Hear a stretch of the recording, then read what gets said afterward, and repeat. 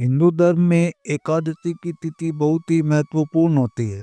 इस दिन व्रत धारण करने से और जगत के पालनहार भगवान श्री विष्णु की पूजा आराधना करने से समस्त प्रकार के पाप कर्मों से मुक्ति मिल जाती है और समस्त प्रकार की कामनाएं पूर्ण हो जाती है। वैसे तो प्रत्येक मास में दो एकादशी आती है, एक कृष्ण पक्ष में और दूसरी शुक्ल पक्ष में, और प्रत्येक एकादशी का अपना महत्व होता है। तो मार्गशीर्ष माह की शुक्ल पक्ष की जो एकादशी होती है, इस एकादशी का नाम है मोक्षदा एकादशी। और मोक्षदा एकादशी जैसे कि नाम से ही पता चलता है, मोक्ष दिलाने वाली एकादशी। कहा जाता है कि इस व्रत को धारण करने से मोक्ष प्राप्ति की कामना पूर्ण हो जाती है। पौराणिक कथाओं के अनुसार इस दिन भगवान श्री कृष्ण ने अर्जुन को गीता का उपदेश दिया था, इसलिए इस दिन को मुक्तिदायिनी तिथि माना जाता है।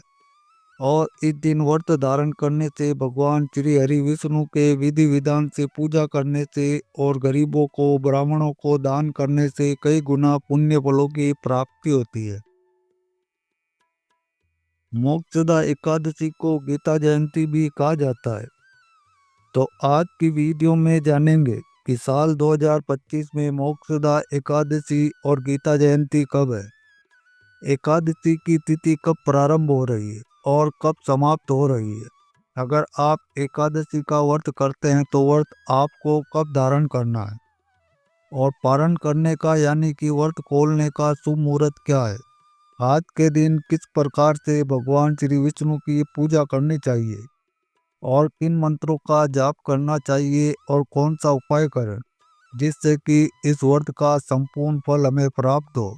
और जिस भी कामना से व्रत धारण करते हैं या फिर बिना व्रत किए भी पूजा आराधना कर रहे हैं तो आपकी कामना पूर्ण हो, इसके लिए आज विशेष क्या करना चाहिए, ये संपूर्ण जानकारी आपको आज की वीडियो में मिल जाएगी। तो वीडियो बहुत ही महत्वपूर्ण है, आज की वीडियो पूरा जरूर देखें और अगर वीडियो पसंद आए तो इसे लाइक भी जरूर करें और चैनल पर पहली बार आए हैं तो सब्सक्राइब भी जरूर कर लें।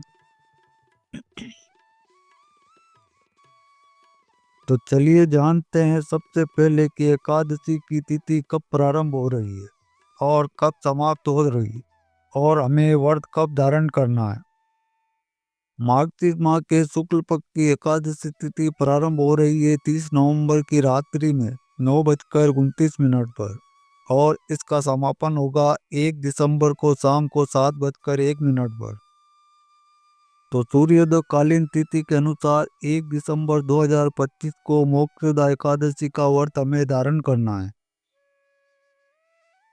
इस बार मोक्षदा एकादशी पर सुबह 8:20 से शाम को 7:01 तक भद्रा लग रहा है और ये भद्रा धरती लोक पर ही लगने वाला है। तो भद्रा के समय पूजा पाठ शुभ या मांगलिक कार्य नहीं किए जाते, कोई धार्मिक अनुष्ठान भी नहीं किए जाते। तो ऐसे में आपको इस बात का ध्यान रखना है कि सुबह जल्दी उठ जाइए। ब्रह्म मुहूर्त में उठकर आप को स्नान करके विधि विधान से पूजा करके और व्रत का संकल्प लेना है। व्रत का संकल्प भद्रा प्रारंभ होने से पहले अगर आप ले लेते हैं तो श्रेष्ठ रहेगा। तो सुबह की पूजा आपको सुबह 8:20 से पहले अवश्य कर लेना है। 1 दिसंबर को सूर्योदय काल का समय सुबह 6:55 पर और सूर्यास्त का समय है शाम को 5:36 पर। बात करें ब्रह्म मुहूर्त की तो ब्रह्म मुहूर्त का समय है सुबह 4:50 से सुबह 5:50 तक। इस समय में आप स्नान करके विधि विधान से पूजा कर सकते हैं। बात करें अमृत काल की तो 1 दिसंबर को अमृत काल का समय है रात्रि में 9:03 से रात्रि 10:30 तक। अमृत काल में जो हम पूजा पाठ करते हैं, मंत्र जप इत्यादि करते हैं, तो उसका फल हमें जन्म जन्मांतर तक प्राप्त होता है। अमृत के समान पुण्य फलों की प्राप्ति होती है। अमृत काल में पूजा, आराधना और शुभ कार्य करने से। और अभिजीत मुहूर्त सुबह 11:54 से दोपहर 12:37 तक। अभिजीत मुहूर्त में आप कोई भी शुभ कार्य कर सकते हैं।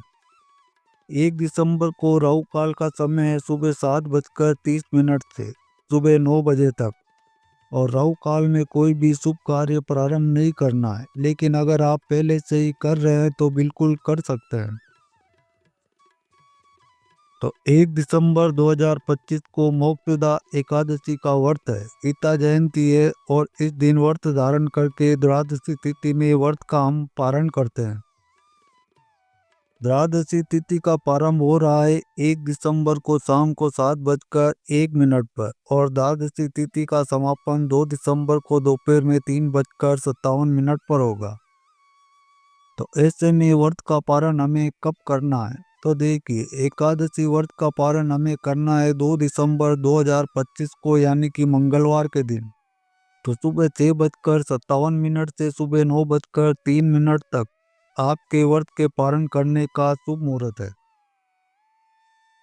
व्रत का पारण हमें शुभ मुहूर्त में करना चाहिए, क्योंकि अगर हम शुभ मुहूर्त में एकादशी व्रत का पारण नहीं करते हैं तो हमारे किए गए व्रत का संपूर्ण फल हमें नहीं मिलता है। मोक्षदा एकादशी पर गीता जयंती के दिन अगर आप भगवत गीता का पाठ प्रारंभ करना चाहते हैं तो आज से ही अपने पाठ का प्रारंभ कर सकते हैं। आज के दिन भगवत गीता का दान करना या फिर भगवत गीता का पाठ करना, मंत्रों का जप करना सर्वाधिक श्रेष्ठ माना जाता है। तो अपनी इच्छा के अनुसार और अपनी